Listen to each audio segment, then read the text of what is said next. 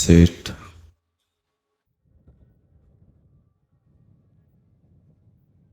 की रूपवती आदि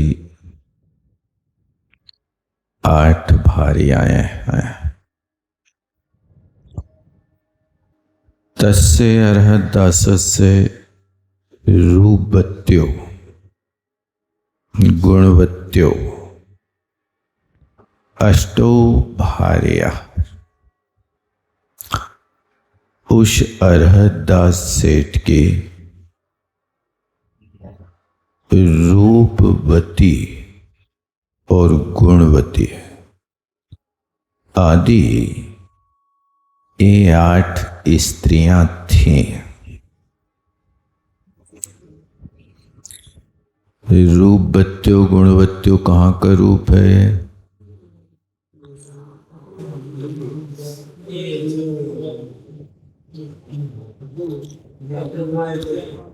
एक वचन नहीं, बहुवचन है।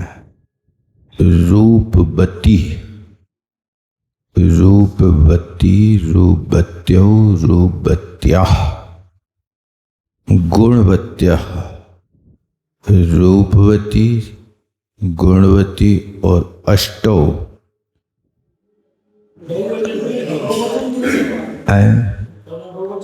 दोनों बहुवचन है।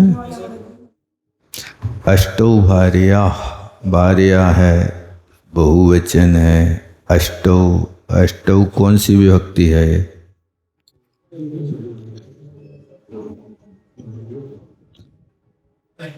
अष्टन शब्द नित्यम बहुवचनांतः, ये नित्य ही बहुवचन होता है, तो ये प्रथमा का बहुवचन है।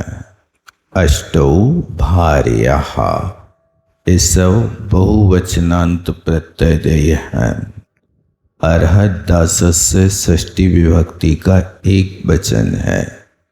उस अर्हत दास की ये स्त्रियां थीं। कैसी थी? सभी रूप संपन्न थीं, कुरूप नहीं थी।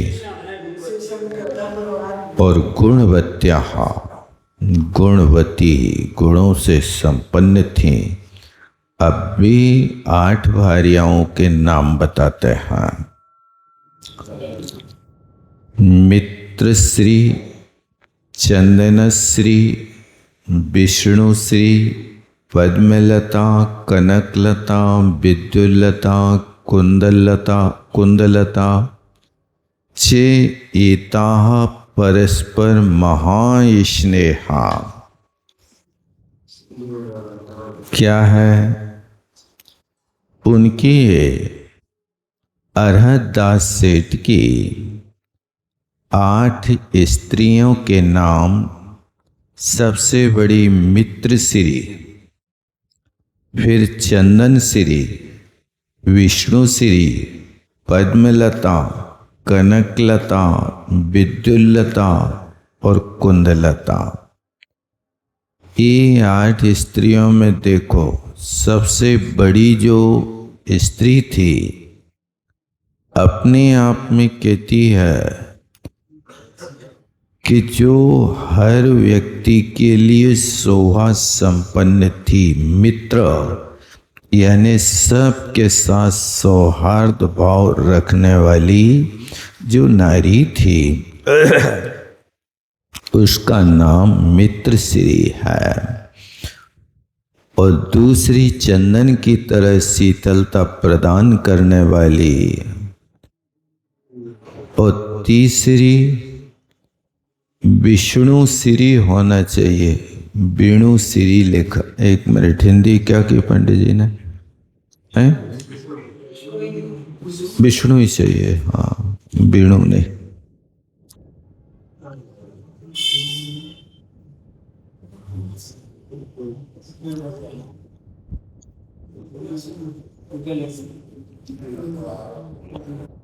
पद्मलता, कमल की तरह, लता जैसे लचीली होती है, ऐसी मृदु स्वभावी, यथा नाम तथा गुण प्राय हुआ करते हैं। कनक लता स्वर्ण की तरह, विद्युत लता बिजली की तरह, कुंद लता ये भी एक पुष्प का नाम है। चेयेता परस्पर महास्नेह।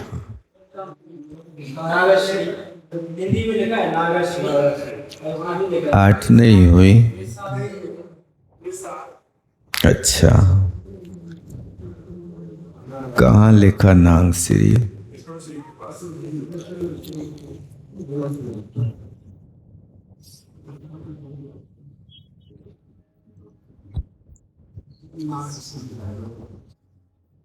इसमें छूट गया क्या? नाग श्री।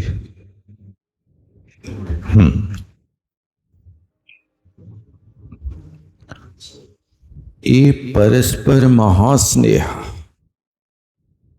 परस्पर में बहुत प्रीति रखते थे। देखो, महिलाओं के लिए यदि सौत हो जाती है तो उनके लिए जीवन भर घुटन होती है, लेकिन सेठ श्री की सेठानियां 8 होकर के भी परस्पर में महा स्नेह संपन्न थे। अन्यथा तो ये कहा जाता है, सौत बुरी है चून की अर सांझे का काम। यदि कोई व्यक्ति अपने घर में एक कांटे की पुतलियां भी बना करके रख ले तो उसकी पत्नी को उससे ईर्ष्या होती है, ये सौत है। लेकिन कुछ महिलाएं इतनी कोमल स्वभाव की होती हैं जो घर में सबसे परस्पर स्नेह रखते हैं। ये बहुत दुर्लभ प्रकृति हुआ करती है। इसी बात को इनने लिखा, ईता यानी ये 8 के 8 परस्पर महास्नेह, एक दूसरे के प्रति घोर स्नेह करते थे, प्रेम करते थे। दया दान तपा परासंते, और इन 8 के अंदर एक गुण था कि दया में तत्पर, दान में तत्पर और तप में तत्पर थी। परा माने तत्परा, तो दया परा, दान परा, तपा परा, इन तीनों के साथ एक पर शब्द लगा देना। सो अरहदास नाम श्रेष्ठी तभी पत्नी भी समम, निर्जित उपद्रव कर्म विषय शर्म भुंजानो, निरति चारम सुश्राप का चारम पालियन। ताबी के आगे विसर्ग रखा कि नहीं रखा? नहीं रखा। तृतीया के बहुवचन में तो विसर्ग चाहिए पड़ेंगे, लोप भी नहीं हो सकते। सुमनि हुआ अरहदास नाम का जो सेठ है, ताभी पत्नी भी समम, उन अपनी स्त्रियों के साथ निर्जित उपद्रव कर्म, स्वयं के द्वारा अर्जित किए गए उपद्रव कर्म माने पाप कर्म जो उत्पात करने वाले हैं, उससे विषय सर्व बन जाना।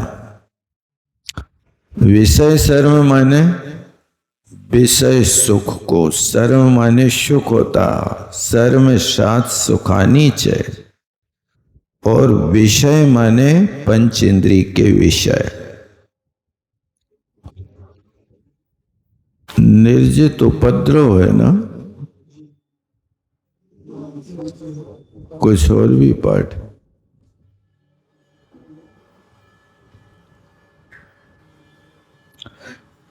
निरुपद्रव पाठ है यार। निरु, निर्जित, निरुपद्रव। निरुपद्रव पाठ चाहिए। वो निर्जित उपद्रव तो अर्थ होगा कि पाप कर्म का उदय होगा। यही तो मैं कह रहा था कि एक कैसे रखा है ना। निरुपद्रव शब्द हो जाना चाहिए। जित को अलग कर दे, निरुपद्रव कर लो।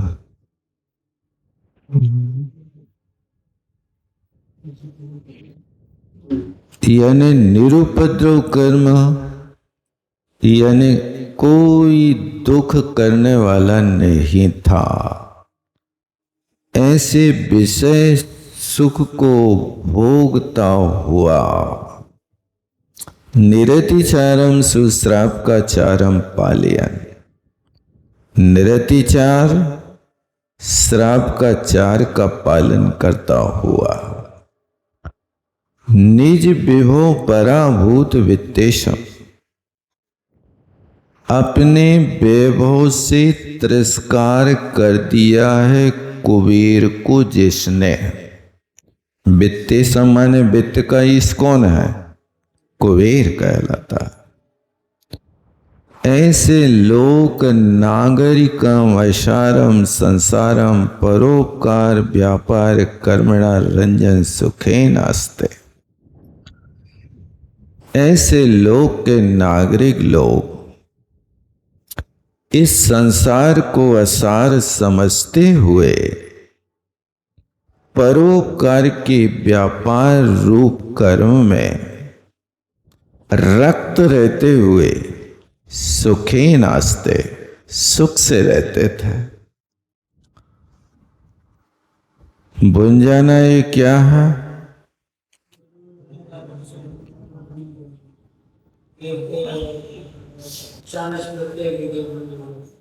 भोजन बने धातु है। तो जहां भोजन करने में आता, सेवन करने में, वहां आत्मनेपद होता। भोंगते इति भुंजाना, भोग रहा था। और ऐसा ही भोंगते शब्द भुंज धातु से जब सानस प्रत्यय कर दोगे तो भुंजाना, भुंजाना का अर्थ क्या हो गया? भोगता हुआ। ये हुआ अर्थ में आता है। और विषय शर्म, विषय सुख प्रयोग नहीं किया, विषय शर्म प्रयोग किया। पंचेंद्रियाणाम विषय शर्म इति विषय शर्मे। शर्म शब्द नपुंसक लिंग है। शर्म, शर्मणी, शर्माणी ऐसे रूप चलता है। हाँ।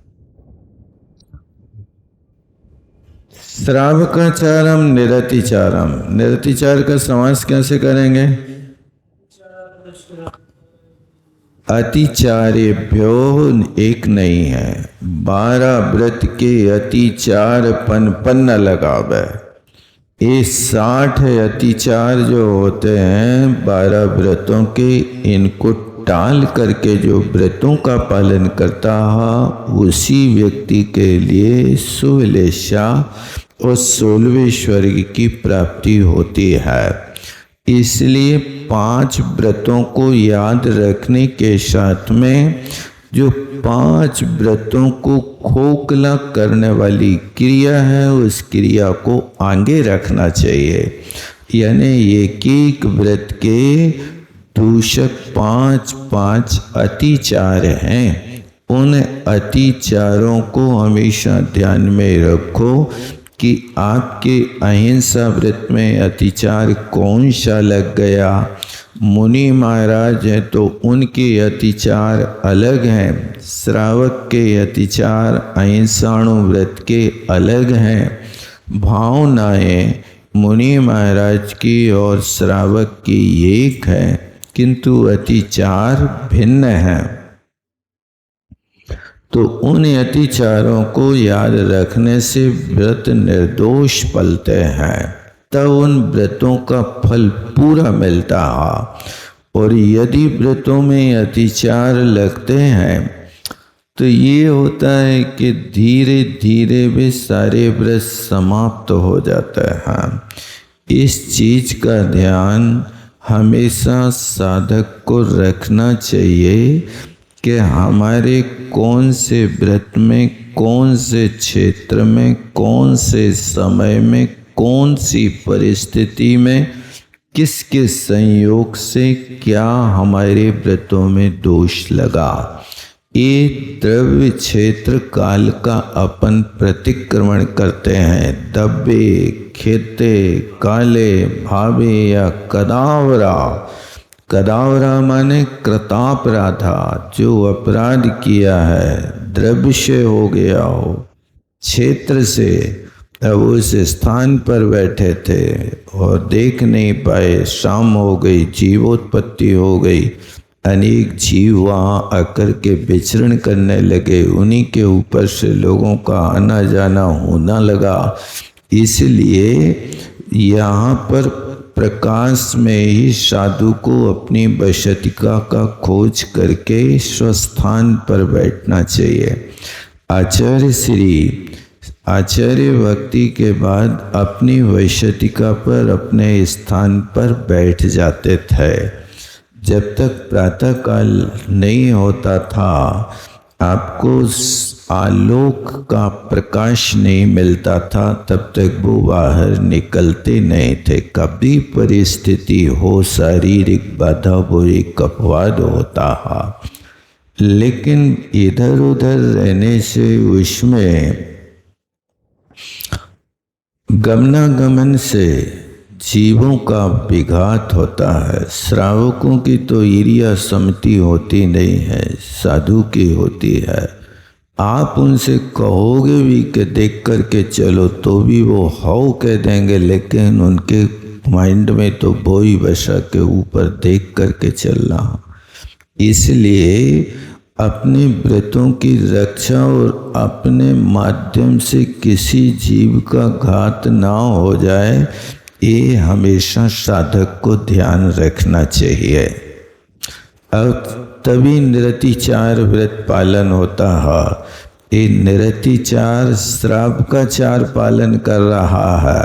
शास्त्रों में ऐसे इनके नाम उल्लेख हो गए। देखो, अरहत दास जैसे सेठ घर में रह कर के सेठ हैं, त्यागी नहीं है, गृह त्यागी नहीं है, सेठ होकर के देखो, और संपत्ति में कैसा लिख रहे जाए, ध्यान देना, निज विभव पराभूत वित्तेशम।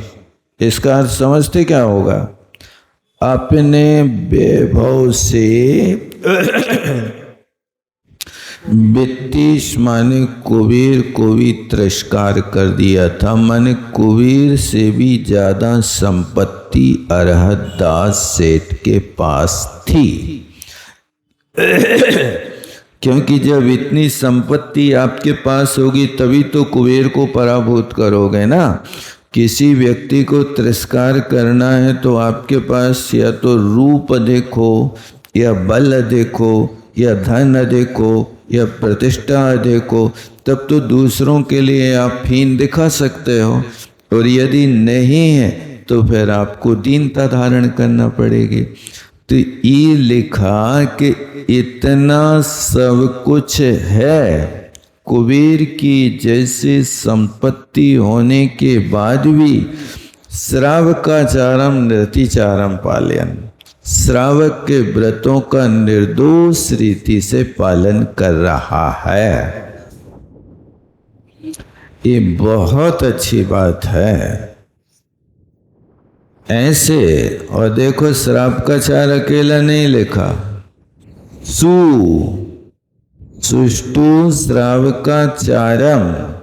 देखो, सु उपसर्ग है, श्रावक उपपद है और आचरण उसके साथ प्रधान है। ऐसे सुश्रावक के आचार का पालन कर रहा है और लोग नागरिक, लोग के नगरवासी लोग भी वो क्या था, परोपकार के व्यापार में लगे थे और संसार को असार जानते थे। आप संसार से विरक्त नहीं हो रहे, लेकिन संसार के स्वरूप का ज्ञान तो सबको रखना चाहिए। इस संसार कैसा है, इस बात को जब आप बार बार विचार करेंगे तो संसार में किसी भी वस्तु के प्रति रुचि पैदा नहीं होगी, वैराग्य पैदा होगा, इसमें रमने का भाव पैदा नहीं होगा। ये संसार जो है स्वार्थ का संसार, दुख भंडार, समझ रे प्राणी तेरी बीत रही जिंदगानी। इस स्वार्थ का संसार है। जब तक स्वार्थ सिद्ध होता है तब तक लोग आरती उतारते हैं, सम्मान करते हैं। संसार की यही रीति है। स्वार्थ पूर्ण होने के बाद गरज पड़े कछु और है, गरज सरे कछु और। तुलसी भांवर के परत, नदी श्रावत मोर। जब शादी होती है तो मोर मुकुट को बाजार में ढूंढते ढूंढते लोगों की चप्पलें घिस जाती हैं और बड़े ठाठ से अच्छे से खरीद के लाता है और वो सारी की सारी विवाह की सामग्री को बड़े शौक से पहनते हैं। वो दूल्हा जब सजता है तो ये एक आभूषण तन पे डालते और दर्पण के सामने खड़े होकर के देखता रहता, निरखता है कैसे लग रहे, कैसे लग रहे। और वही वस्तु जब विवाह हो जाता है तो जिस वस्तु को इतने परिश्रम से खोजा था, हजारों रुपए में खरीद के लाए थे,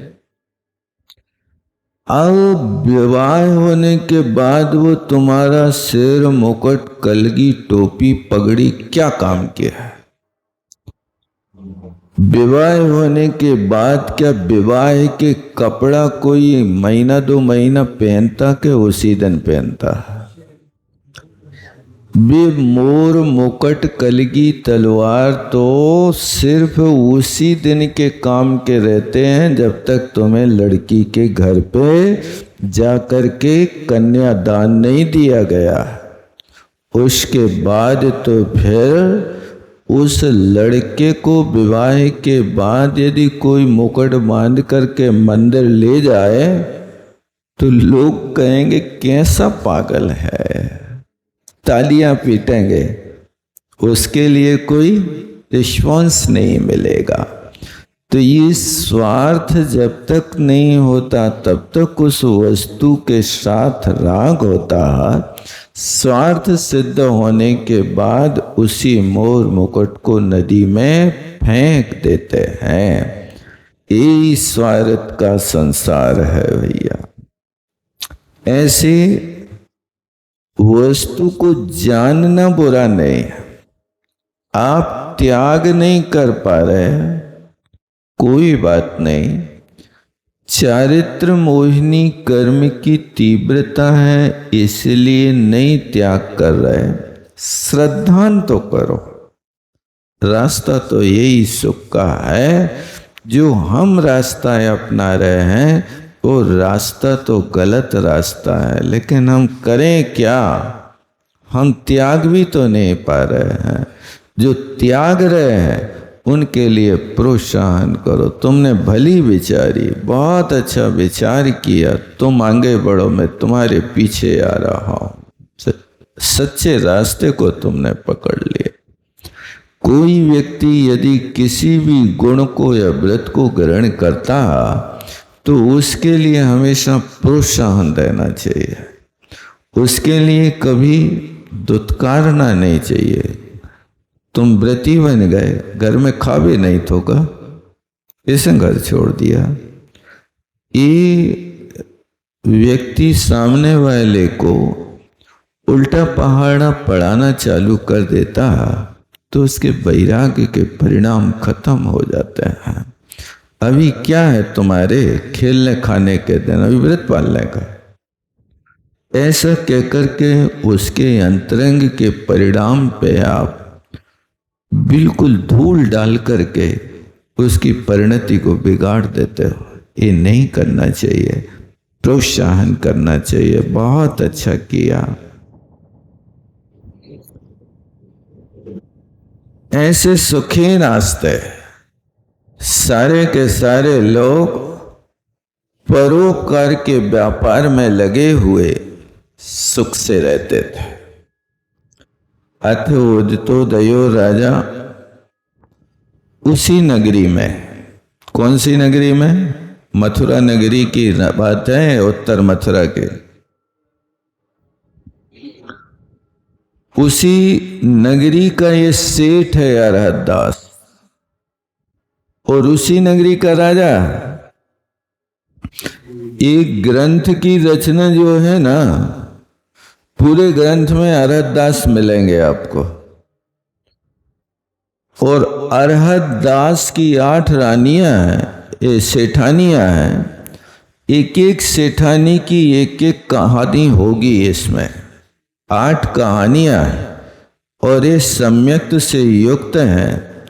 इनके जीवन में कहाँ कैसे क्या घटित होता है, कौन सरल है, कौन कुटिल है, कौन सम्यक से युक्त है, कौन सम्यक से रिक्त है, इस चीज को यहाँ देखना। अब प्रारंभ करते हैं। अथ उदितोदयो राजा कौमुदी यात्राम प्रतिवर्षे शोभन मध्य कार्तिक मासे शुक्ल पक्षे पूर्णिमा दिवसे का रहती। इस मथुरा नगरी का राजा जो था, इसका नाम उदितोदय था। ये राजा हर वर्ष कौमुदी यात्रा करता था। शरद पूर्णिमा वगैरह मनाई जाती ना, इसी समय पर इसकी यात्रा होती थी।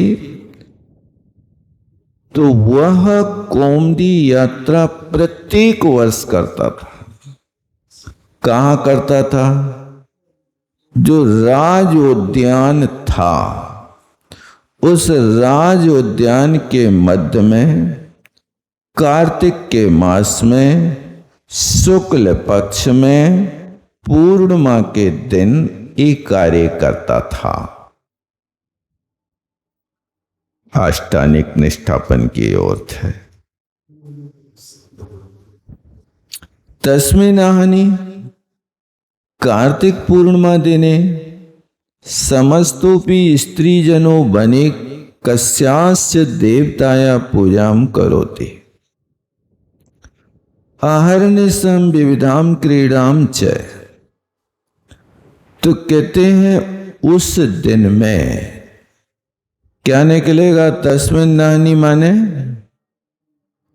आहनि माने उस दिन में।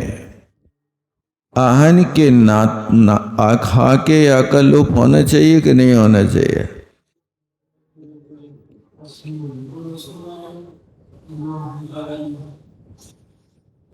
यहाँ पर घी और सी पड़े रहते, विकल्प से हाके आकलोप करता है। घी और सी पड़े रहते। यहां नहीं किया, लेकिन संधि निकालना अहनी।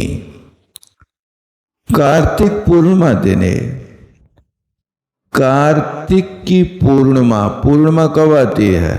शुक्ल पक्ष का जो होता है उसको पूर्णिमा कहते हैं, कृष्ण पक्ष को अमावस्या कहते हैं। तो कार्तिक मास की शुक्ल पक्ष की पूर्णिमा के दिन में समस्तोपि स्त्री जना, पूरी के पूरे उस मथुरा की स्त्रियां वन में जाती थी और कस्याश्चित देवताया, और किसी देवता की पूजा को करते थे। अहर्निशम विविधाम क्रीडाम च, ये हमेशा रात दिन विविध क्रीड़ा करते थे। माने 24 घंटे वहीं वन में रह करके कौमुदी यात्रा को मनाते थे, और उस यात्रा में सिर्फ स्त्रियां रहती थी, पुरुष का प्रवेश नहीं होता था। चिन्ह कृते सा महा तदा नगरे बुधरम जायते, कहते जो इस क्रिया को नहीं करता था, सो कहते हैं उस समय उसके उस नगर में भयंकर दुख होता था। विद्रोह माने दुखम जायते, बहुत भयंकर। यानी जो महा इस महोत्सव को नहीं करता था तो उस नगर में वहां विधुर माने दुख हो जाता था। तस्मिन् सौर विषय 12 वर्ष पर्यंत कौमुदी महोत्सव भवति सिंहस्य वर्षवत्। उस नगर में 12 वर्ष में, ये सौर देश में 12 वर्ष तक एक कौमुदी का महोत्सव होता था। जैसे सिंह वर्ष, सिंह होता ना इन लोगों का, क्या सिंह कौन सा उस है? कुंभ के साथ सिंह कुछ ऐसा बोलते हैं, कुंभ भी होता बराबर। तदनुसारेण तस्मिन्नहति कार्तिक पूर्णिमायां रजपटः घोषणं दापितं कौमुदी महोत्सव निमित्तम। एक कार्यक्रम निश्चित होने के बाद तदनुसार उस दिन में, तस्मिन्नहनि माने उस दिन, किस दिन? कार्तिक पूर्णिमा के दिन राजा ने ढोल बजवा करके घोषणा कराई। पटाह माने बाजे बजवा करके, घोषणम दापितम, सारी की सारी नगरी में ये घोषणा दिला दी, कौमुदी महोत्सव निमित्तम, कि कौमुदी का महोत्सव है। तो घोषणा में क्या कह रहे हैं देखो, तद्यथा अद्य समस्ता नगर स्थिता स्त्रियों अनुक्रीणाम कर्तुम व्रजन्तो रात्रौ तत्रैव तिष्ठन्तो पुरुषा सर्वे भी नगराभ्यंतरे तिष्ठन्तो। ये घोषणा हो गई। क्या है वो? अरे अरे नागरिक लोगों, आज के दिन में सारे के सारे नगर में स्थित रहने वाली स्त्रियां वन क्रीड़ाम कर्तुम व्रजन्तु, वन क्रीड़ा करने के लिए जावें, ये राजा की आज्ञा है। और रात्रौ तत्रैव तिष्ठन्तु, रात में वहीं रहे, कोई न लौट के आवे। लेकिन पुरुषा सर्वेपि नगराभ्यंतरे तिष्ठन्तु, सारे के सारे पुरुष नगर के भीतर ही रहे, स्त्रियां वन में रहे, पुरुष नगर में रहे। कोपी पुरुषो वनांतरे स्त्रीणाम पार्श्वे गमस्यसि चेत, यदि कोई पुरुष वन के भीतर स्त्रियों के पास में गया तो सच है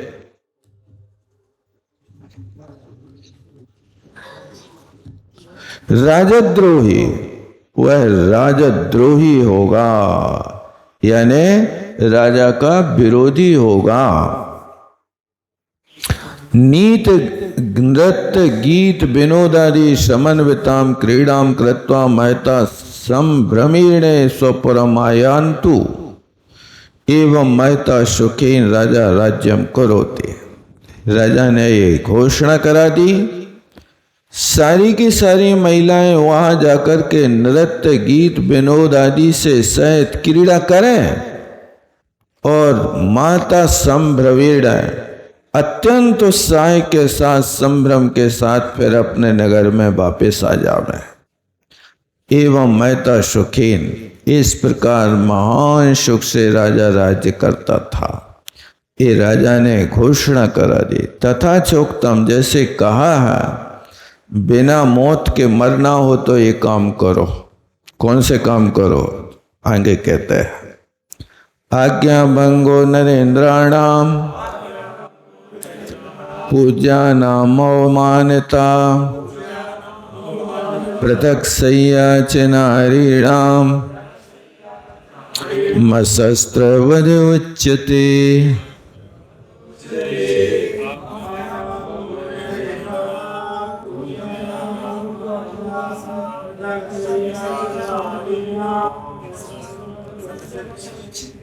ये नीति है। साहित्य में किसी बात को पुष्ट करने के लिए नीति का सहारा लिया जाता है। लोक व्यवहार हमेशा नीति से ही चलता है। हर व्यक्ति को नीति संपन्न होना चाहिए। जो व्यक्ति नीति से परिचित नहीं होता वो हमेशा दुखी होता है। लोक व्यवहार बिना नीति के नहीं चलता। हर जगह डंडा से काम नहीं बनता। कहीं डंडा चलता है तो कहीं दंडवत करना पड़ता है। ये नीति को सीखना चाहिए। और जैनागम में नीति परक ग्रंथ अनेक ग्रंथ, लेकिन लोगों को फुर्सत नहीं है पढ़ने की। लोगों के लिए तो बस एक अपना ग्रह धंधों में फंसे रात दिन करते अपनी हानि आत्ममित कर ले प्रकाश तू क्यों बनता अज्ञानी। हमको शिक्षा दे रही अपनी परम पूज्य जिनवाणी। जिनवाणी बार बार कहती है कि ग्रह धंधों में तुम रात दिन फंसे हो, लेकिन उस ग्रह धंधों में अपनी हानि कर रहा है, किसी दूसरे की हानि नहीं कर रहा है। आपका सोच रहे हैं कि हम बहुत कमा रहे हैं, बहुत कमा रहे हैं, लेकिन अंतरंग से कितने खोखले हो रहे हैं, पाप के बादल आत्मा के ऊपर छाते जा रहे हैं, इसका कोई व्यक्ति को ध्यान नहीं रहता।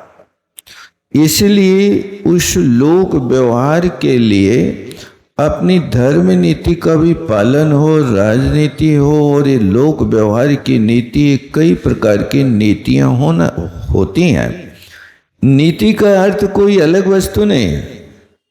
नीति का अर्थ चलना होता है। नी प्रापणे धातु से तुम सफलता को कैसे प्राप्त हो, इसका नाम नीति है। उस सफलता को पाने के लिए युक्ति पूर्वक इन नीतियों के आश्रित जो व्यक्ति चलता है वो व्यक्ति बड़ा सुखी होता है। पंडित देवकी नंदन जी थे जो कारंजा वाले थे, ज्ञानी थे, लेकिन ज्ञानी होकर के भी उनके पास सरस्वती तो थी लेकिन लक्ष्मी की थोड़ी न्यूनता थी। और एक कहा जाता है कि जहाँ लक्ष्मी होती है वहाँ सरस्वती का वास नहीं होता, जहाँ सरस्वती होती है वहाँ लक्ष्मी का वास नहीं होता है। ये दोनों सौत कहलाते हैं, और दो सौतें एक साथ रह जाएं तो बहुत मुश्किल है, आश्चर्य हो सकता है। तो विज्ञानी पुरुष थे, सरस्वती के भंडार थे, लेकिन दूसरों की नौकरी करते थे, और उनसे जो उनको 40 रुपये महीने वेतन मिलता था उससे बड़ी शांति से अपना जीवन गुजारा करते थे। क्योंकि सरस्वती शांति प्रदायक है और लक्ष्मी शांति हरता है। जब लक्ष्मी आती है तो फिर व्यक्ति के भाव तेवर बदल जाते हैं। इसलिए कहा जाता है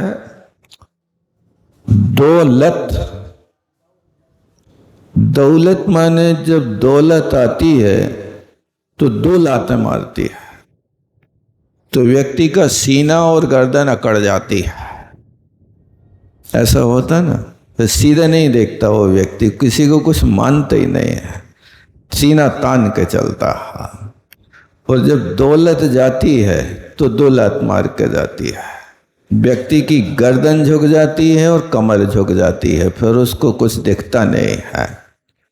ऐसी लक्ष्मी का स्वभाव है। तो वे पंडित जी कहा करते थे कि हमने अपने जीवन में कभी गरीबी का अभाव नहीं देखा, मां शांति का जीवन। क्यों? क्योंकि उन्होंने हमेशा छत्र चूड़ामणि ग्रंथ की नीतियों के आधार से अपना जीवन जिया है। उस छत्र चूड़ामणि ग्रंथ में सैकड़ों नीतियां हैं। उन नीतियों के बल पर जो चलना सीख लेता है उस व्यक्ति का जीवन सफल हो जाता है।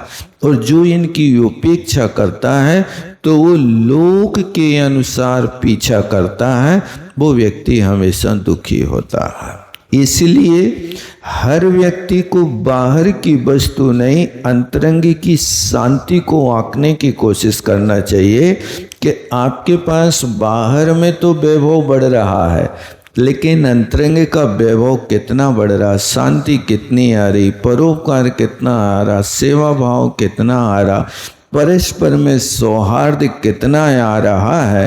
ये आ रहा है तो आप मोक्ष मार्ग में बढ़ रहे हो, और यदि नहीं आ रहा है तो दुखियों की कतार में खड़े हो, सुखी नहीं हो सकते। इसलिए कहते हैं आज्ञा भंग्यो नरेंद्राणम, राजाओं की यदि आज्ञा का भंग हो गया तो समझ लेना कि बिना शस्त्र के मारे गए। याद रखना, देखो चौथे चरण में लिखा ना, अशस्त्र वधा उच्चते। ये बिना शस्त्र का वध है, शस्त्र एक भी नहीं लगेगा लेकिन व्यक्ति जिंदा नहीं रहेगा। ये नीति है। इसलिए नरेंद्रों की आज्ञा कभी भंग नहीं करना चाहिए। श्रावकों के नरेंद्र होते हैं, वो मुनि महाराजों के आचार्य होते हैं, गणनायक कहलाते हैं। उनकी आज्ञा का कभी भंग नहीं होना। और दूसरी नीति देखो, पूज्या नाम अवमानता, अशस्त्र वधा। यदि पूज्य पुरुषों का अपमान होता है तो व्यक्ति भी बिना शस्त्र के मारा जाता है। पूज्य पुरुषों का अपमान किया, आप लोग कहते हैं ना, नजरों से गिराना ना, चाहे सजा कितनी देना, ऐसा कुछ भजन करते हैं ना। ये नजरों से गिरा हुआ व्यक्ति फिर कभी उत्थान नहीं पा सकता। इसलिए नजरों में बसा रहे ऐसा आचरण करना चाहिए। ये दो बातें हो गई, राजा की आज्ञा भंग ना होवे, पूज्य पुरुषों का अपमान ना होवे। और तीसरी बात है कि नारीणाम सय्या पृथक, यानी स्त्री के साथ में कोई ना कोई रक्षक होना चाहिए। स्त्री स्वभाव से भीरू होती है, स्त्री को और लता को सहारे की जरूरत होती है। यदि वो अकेली रहेगी तो बिना शस्त्र के वध कहलाता है। ये तीन चीजें राजा ने जो घोषणा कराई है, उस घोषणा से ये नीति ला करके रखी कि घोषणा क्या हुई है, स्त्रिया बने तिष्ठन्तु पुरुषा नगरे तिष्ठन्तु। ये आज्ञा राजा की। यदि कोई एक पुरुष भी वन में चला गया तो राजद्रोही होगा और उसके लिए राजा से दंड पाना होगा। ये राजा ने आज्ञा दी। इतना ही रखता।